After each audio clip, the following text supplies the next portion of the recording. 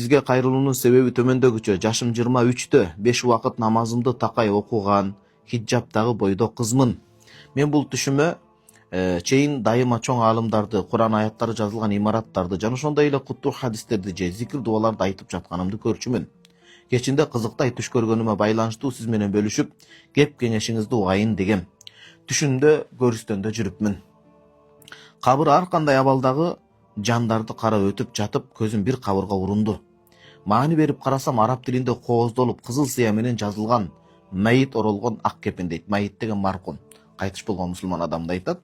Мәйит оролгон ак кепин дейт. Кабырдын жарым жери оюлуп, кепин сыртка көрүнүп калган экен. Жазуун окуй албадым. Аябай башкача жазуулар болчу. Ошентип өтүп баратсам, жанымда өзүмдүн бир тууган кичүү эжем пайда болду.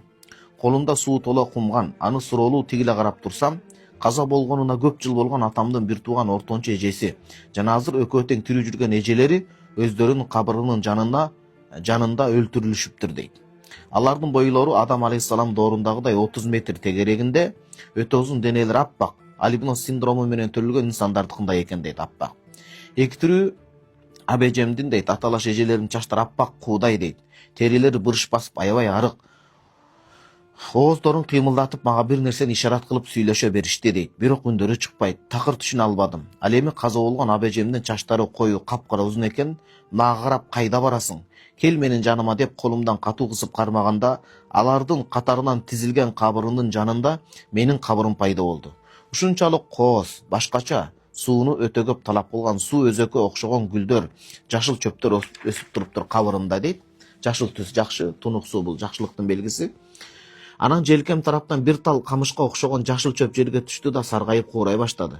Ошол учурда тобо кылып, кыбыла тарапка жүздөнүп сажда кылып токтобой ыйладым.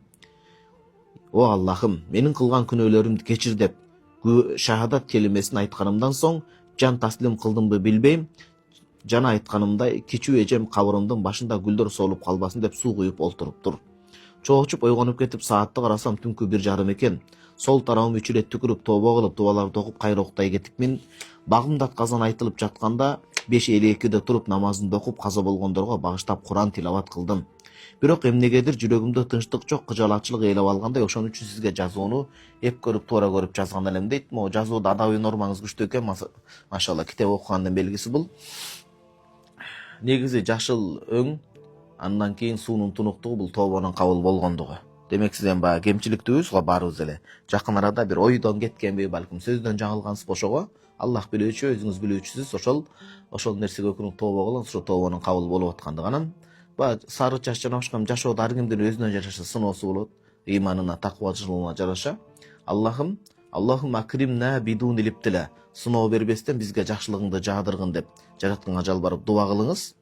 Анан эжелериңиз арыктап эметип аткандыгы, каза болуп аткандыгы, адам өзү тирүү кезинде каза болуп атканы бул намазды каза кылып атканы. Намазды каза кылган өзүнүн каза болгонундай да элестетиңиз.